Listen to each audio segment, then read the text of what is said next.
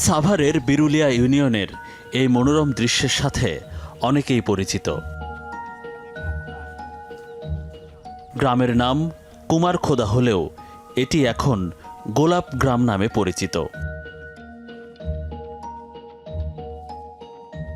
Court of words অর্থাৎ সরকারি সম্পত্তি হলেও এই জমি দেখিয়ে প্লট বেচাকেনা করেছে লেক আইল্যান্ড নামের একটি আবাসন প্রকল্প।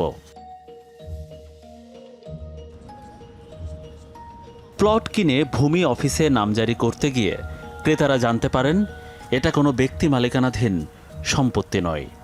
141 একর জমি দখল করছে সরকারের।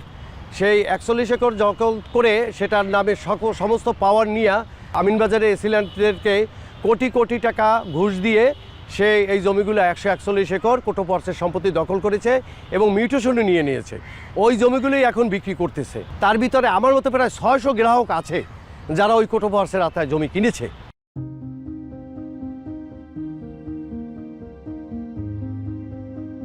পাশের ইউনিয়ন বনগাঁও।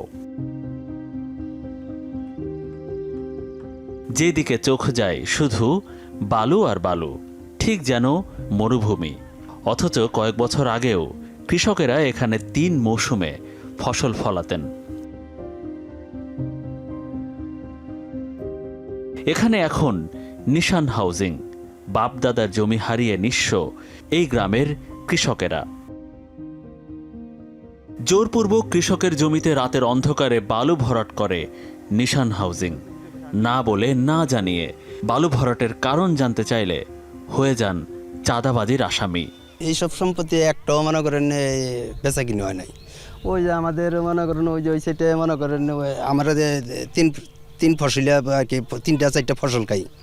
ফসলের মধ্যে মনে করেন ওগুলোও মনে করেন আমার 19% জমি একটি ওই বরট করে ই করে আলাইছে, আমাদের বলেও নাই। আবার মনে করেন এগুলার এই জমির ইয়ার মধ্যে মনে করেন আমরা ই করবো আইসি, মনে করেন আমাকে আবার উল্টা এই কোম্পানি মনে করেন চাঁদাবাজি মামলা দিছে।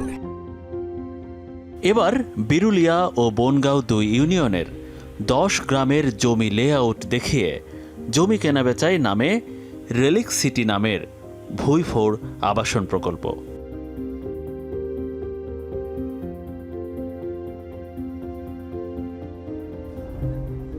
এদের বিরুদ্ধে মানববন্ধন করে গ্রামবাসী। প্রত্যেক সম্পত্তি রক্ষার্থে আমরা এখানে খাড়াইছি।